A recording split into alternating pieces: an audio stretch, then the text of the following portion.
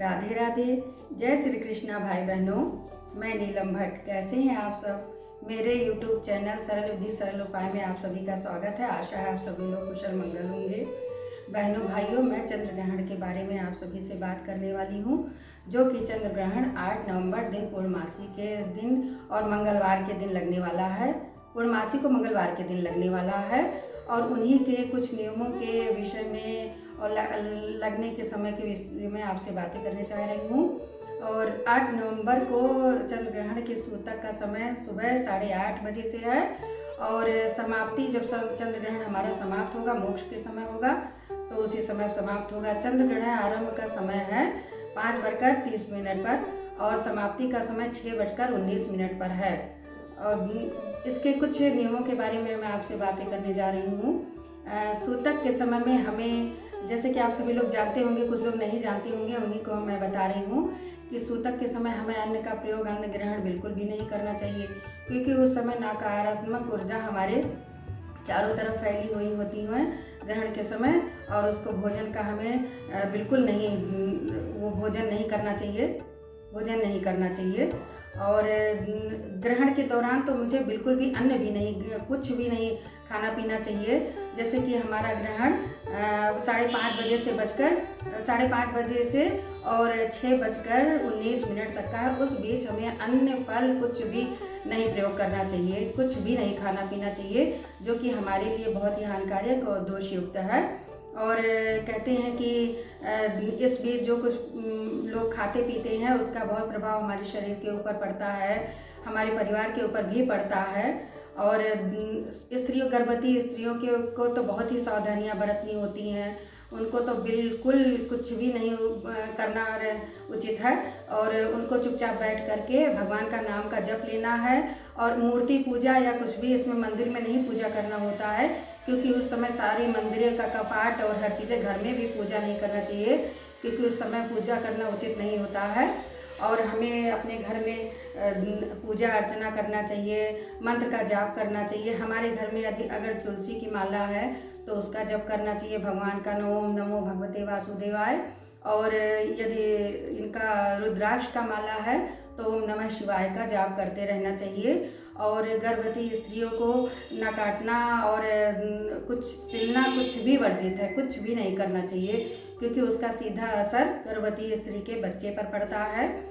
और जब ग्रहण समाप्ति के बाद यानी मोक्ष का समय जब होता है, उसी समय हम सभी को स्नान करना चाहिए मोक्ष के बाद।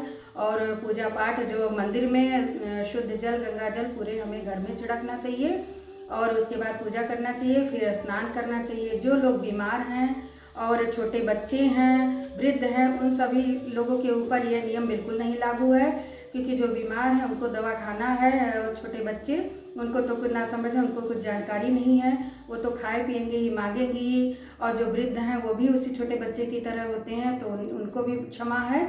लेकिन जो स्वस्थ हैं, अच्छे हैं, वो कर सकते हैं, उनको जरूर ही पालन करना चाहिए इन सब चीज़ों का।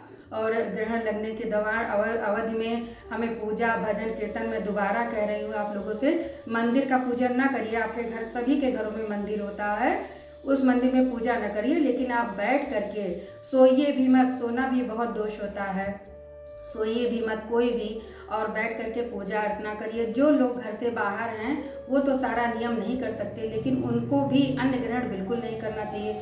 फल वगैरह का जो है भोजन, फल वगैरह खाना पीना चाहिए, अन्न तो बिल्कुल नहीं करना चाहिए, जहाँ तक मेरा मानना है। और आप लोगों की जैसे भी हो सके आप लोग करिए।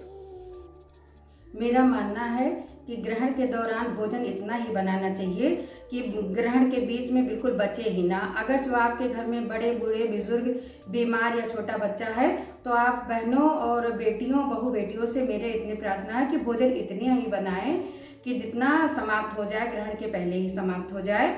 और यदि बच भी जाता है तो उसमें आप सभी लोग ज़्यादातर जानते होंगे, लेकिन जो नहीं जानता है उसको मैं दे रही हूँ कि तुलसी पत्र उसमें ज़रूर डालिए, डाल कर रखिए। और हमारे घर में दूध तो रहता ही है, दूध अन्न के उसमें नहीं आता है, और दही, ये सब अन्न नहीं है, इन सभी में तुलसी पत्र ज़रूर डालिए। और तुलसी पत्र हमारा पवित्र पौधा है, नकारात्मक शक्तियों को भगाता है, तुलसी पौधा हम इसीलिए घर में लगाते हैं। हमारे सभी हिंदू घर में तुलसी का पौधा ज़रूर रहता है।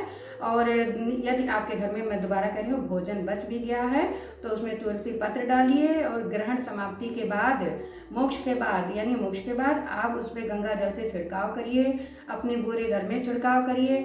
आप जो स्वस्थ लोग हैं वो स्नान करिए और जो नहीं स्वस्थ है वो थोड़ा सा गंगा जल अपने ऊपर लेकर के छिड़क ही लीजिए। अपने बड़े बुजुर्गों के ऊपर, माता पिता जो भी बुजुर्ग हैं जो इस लायक नहीं है तो स्नान कर सकते हैं, स्वस्थ नहीं है, उनके ऊपर छिड़क दीजिए और अपने घर को पवित्र करिए। और आशा है आप सभी लोगों को मेरा वीडियो ये पसंद आएगा। और राधे राधे, जय श्री कृष्णा।